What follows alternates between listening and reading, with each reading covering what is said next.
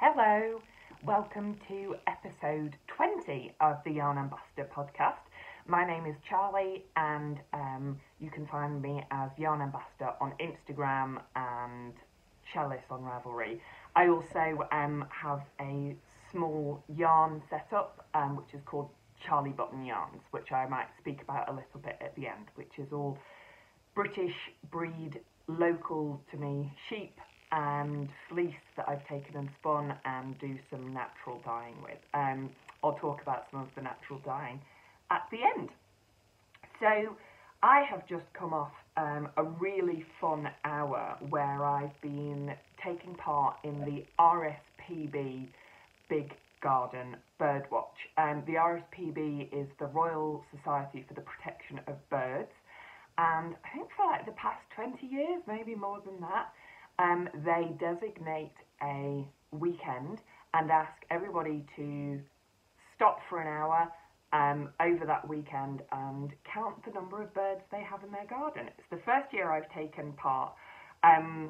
We've got really quite into the birds that have been coming into our garden throughout lockdown, and we've been getting to know them, and so it seemed right that we should join in the count. So that was really good fun, and actually I thought I was going to do a bit of knitting throughout the hour and keep it out, but I was so mesmerised by what was going on the bird table and the seed feeder, and I just sat for an hour watching them, which was, I think, really good for the soul. I've also been watching Winter Watch, which is a series on BBC that each of the seasons looks at the different wildlife and things going on in nature around us. And they've been talking a lot about how beneficial being out in nature is for our health and well-being, and yeah, I totally get it. I've been really enjoying getting outside for an hour or more every day, and just being able to sit and watch the birds in our garden was a very peaceful experience, although we did have some fighty robins. So I'll put in here a brief couple of clips I took. My cameramanship is not great. Got a bit of a shake on this morning, so was also a bit hairy on the binoculars, but I'll put in a little bit there in case you're interested.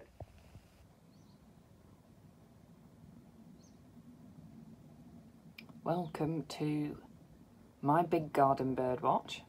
Cold cup of tea, binoculars, don't really need them, things are pretty close in the garden. Bird identifier box, and some birds. It's Angry Robin, who comes a lot.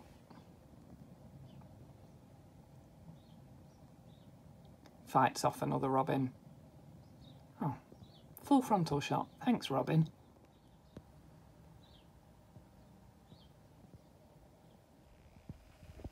Some great tit action going on there. In the bushes.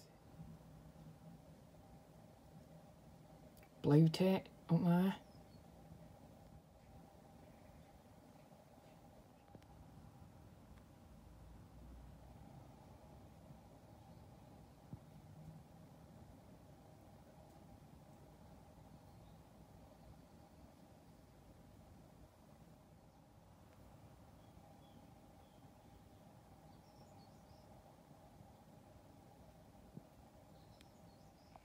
Right, I think that's my hour up. All seems to have gone quiet. Got most of it noted down. Nothing too exciting, but I will go online and submit that now. Time to get another cup of tea. So that was the Big Garden Birdwatch for 2021. I know a lot of you have been taking part as well. Jeanette and Ange mentioned they'd taken part. And this is there have been birds on the brain this week. So one of my finished objects for this week is a pair of mallard socks. So these are from West Yorkshire Spinners. And for those of you who might have seen other episodes, I got a bit of a thing for the West Yorkshire Spinners Country Birds series. So they have a range of these self-striping, self-patterning yarns, sock yarns, that are inspired by British birds. And I love a good collection. So I decided that as a little bit of a challenge to myself this year, I would try and knit up that collection. But I've got a secret weapon, which is a bit of a cheat, which is my circular sock machine that I've spoken about in previous episodes. And so I got as many of the West Yorkshire Spinners Country Birds range as possible. I know Ange has some in her shop, yarnandyarns.com, and another of my local yarn shops, Northern Yarns, also stocks them. You can find them about. So I set myself a challenge that each month I would take the cranked tubes that I'd made and turn them into socks. So it's not such a big ask, to be honest. I just have to put the toes on, afterthought heel, and do a cuff as well. So those are my mallard colourway socks. So I get to wear them now. And the other day saw a mallard on the river, which it all came together. It was lovely. So this is the wheel of sock tubes that I've done with the other ones. So next up in line is, I think this is the bullfinch colourway. So I will work my way through that for February. I think I'm probably going to pair that with this West Yorkshire Spinners. This is the poppy seed colourway, and that seems to work quite well. So that's my bird thing for February. I've also been making more bluebirds of happiness. I spoke last week about how I'd spun up some quite rough fleece I'd got that was left over from what I take to be spun, so it's not the best quality fleece. And I'd been playing around with natural dyes, so that was dyed with nettle, and this was dyed with the leftovers from making a hedgerow jelly, so blackberries and rose hips and all sorts of sloes that went into that. And so I've been making up more birds of happiness. So I've got this little set. Ta-da! Aren't they cute? So I think I'm going to send a set of 3 to each of my sisters and nieces and nephews. So those are ready to go in the post, so I've got some more to make there. And this is nice because this is part of I'm going to be taking part in a year-long make-along that Zoe, Pins and Needles UK, alerted me to, which is a great initiative which is called Fluff to Stuff. And it's been hosted by Marcy, who is Hey Brown Berry, Mina, the knitting expat, and Grace of Grace the Babbler. And you can find it on Instagram and on YouTube as Fluff to Stuff 2021.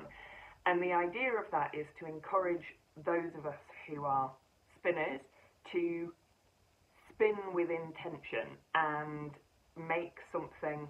So a lot of the time I get a beautiful fibre and I just spin it up and I have no idea what it's going to be, and then it just sits there. So the idea of this is to spin with some intention of what you're going to make. So these obviously can't be entered into the make-along, but I spun this yarn particularly for this project. So this would qualify, but it only starts on the 1st of February. And then there's a year-long check-in.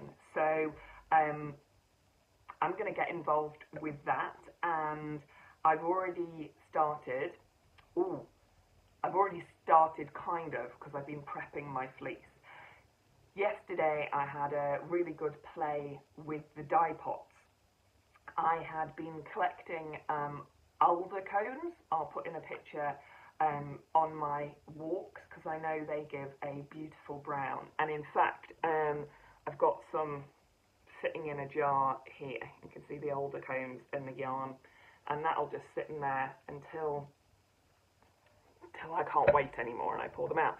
So I put half of them in there, and the other half I dyed with the alder cones and then added an iron bath mordant to it, and it turned it from a brown to a really warm grey, which, if you know me, you know I love grey, and so I'm really, really pleased with that. And then I had all this stuff left over in the dye bath that I didn't want to waste.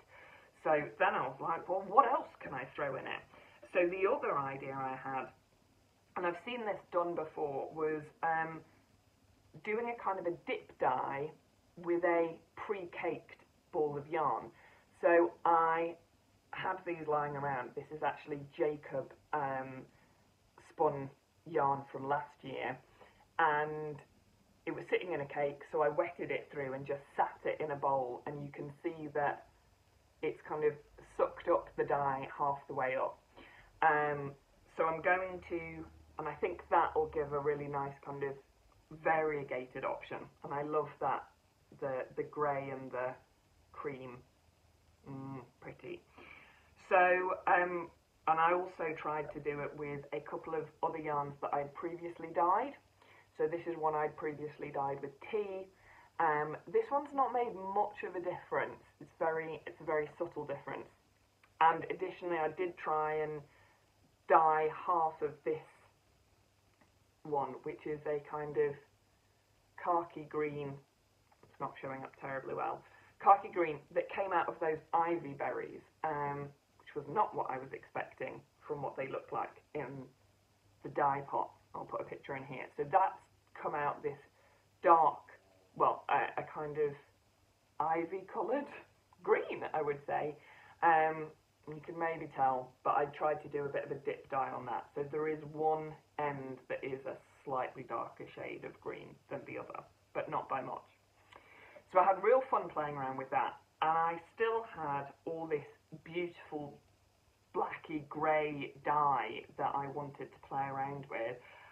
So I was looking around to see what I could put in it, and I found some undyed fibre.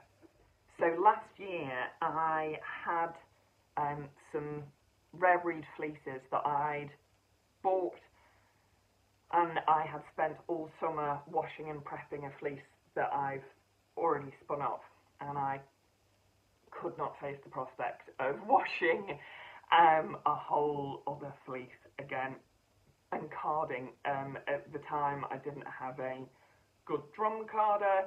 I just had 2 mini hand carders, and it was a very long and laborious process. So I cheated a bit.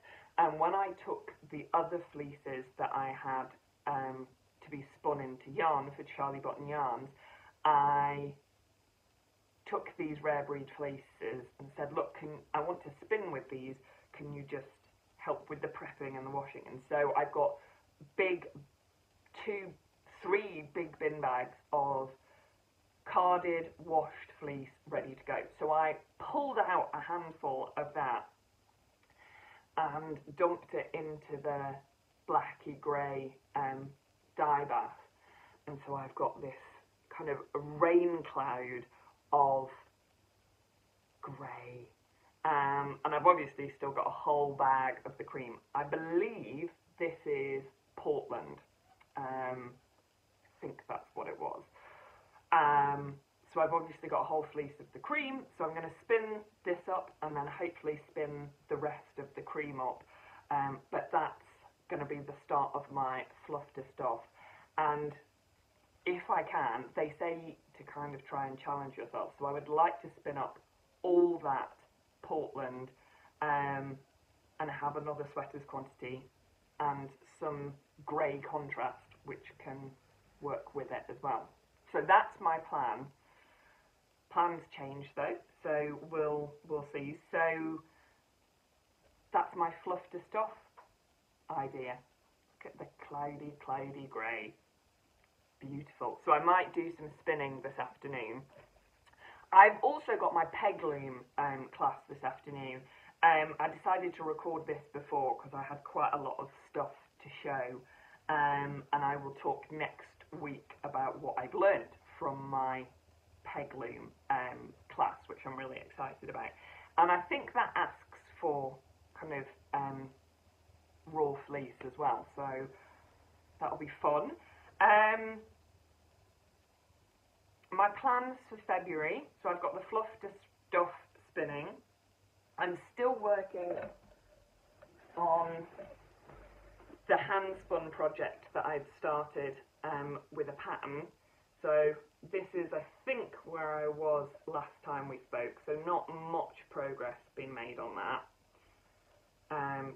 But that's quite a good project, and I'm still really keen to get through the colourwork section of my deer jumper that I'm working on, so I can just do the round and round without thinking. So those are two projects I'm going to continue working on. I've got bullfinch socks to be working on, and some more birds of happiness.